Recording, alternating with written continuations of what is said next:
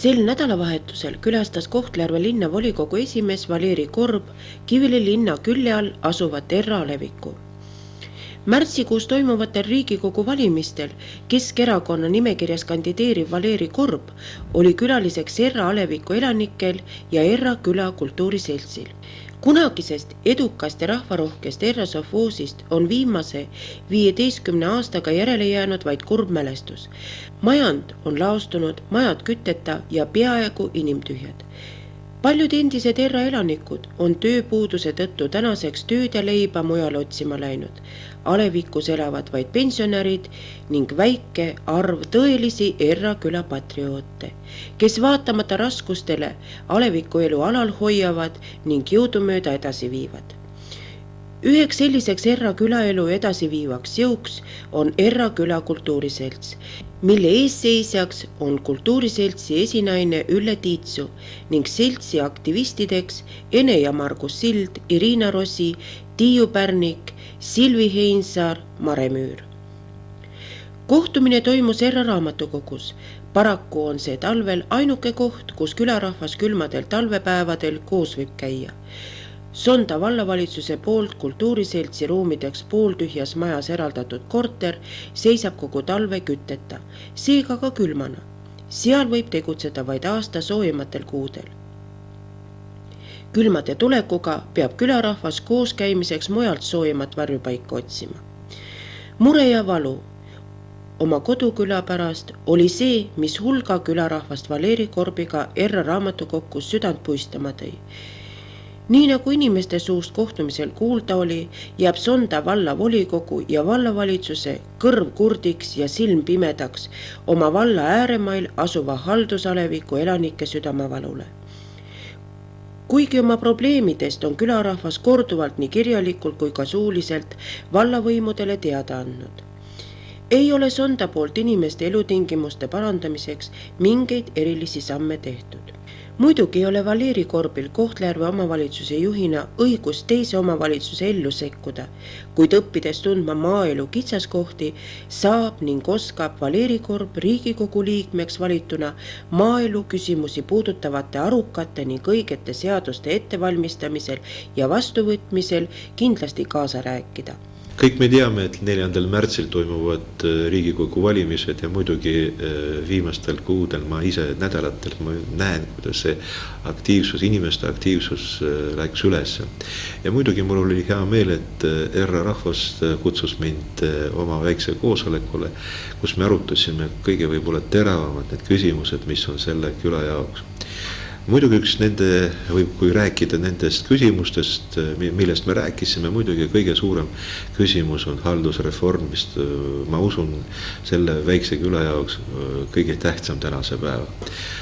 Mõelge ise, et Erra inimesed käivad praktiliselt 10-12 kilti, käivad kuskil Sonda poole, arutavad seal küsimused, kirjutavad paberid või midagi arutavad oma volikoguga või vallavalitsusega, ajavad asju, aga lähevad mööda Kiviõli linnast ja Lüganuse valla ülemused on praktiliselt selle küla all.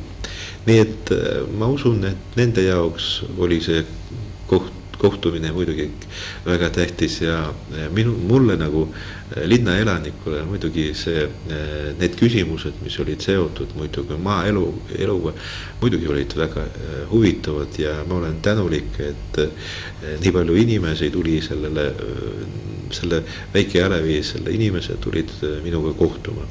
Ja ma usun, et me kohtusime esimest korda, aga need küsimused, mis on seotud reformiga ja haldusseadusandlusega, ma usun, et need on tähtsad nii nende inimestele, kes elavad Erros ja muidugi Kohtla-Järve jaoks ka. Te mäletate need kõik sündmused, mis oli seotud meie linnaosadega, meie kohtumised, millest me kirjutasime, rääkisime, televisiooni kaudu rääkisime, need kohtumised, mis toimusid juba Siseministeeriumi tasemel. Nii et ma usun, et see kohtumine oli kasulik nendele inimestele mõne informatsiooni ma rääkisin Kohtla-Järves ja mõne informatsiooni seaduse võib-olla paragrahvides, siis kuidas viia ennast ja mida teha selles olukorras olid tähtsad inimestele ja muidugi minu jaoks oli väga vajalik ja ma usun, et väga tähtis kohtumine, sellepärast et natukene vaatad juba linna elanikuna, vaatad maa küsimuste peale natukene teise vaatevinklist. Nii et suur tänu sellele meeskonnale, kes kuulas, kellega sai vestelda, kellega sai rääkida ja ma usun, et see kohtumine oli esimene, aga need inimese suhed, nad kuhugi ei kao ja nad ikka lähevad edasi. Kohaliku omavalitsuse saamatusest või tegemata jäämisest tingitud ellujäämiskooliga võrreldavad elutingimused on errarahva südamesse valusa hukka löönud. Sellegi poolest ei kaota külarahvas optimismi. Riigikogu liikmekandidaadi Valeri Korbi ja Erra Aleviku elanike vaheline kohtumine sai ootamatu finaali. Üheskoos süüdati 3 küünalt, sümboliseerimaks elu edasi viivaid jõude. Usku, lootust ja armastust ning lepiti kokku, et selliseid kohtumisi korraldatakse veel ka edaspidi.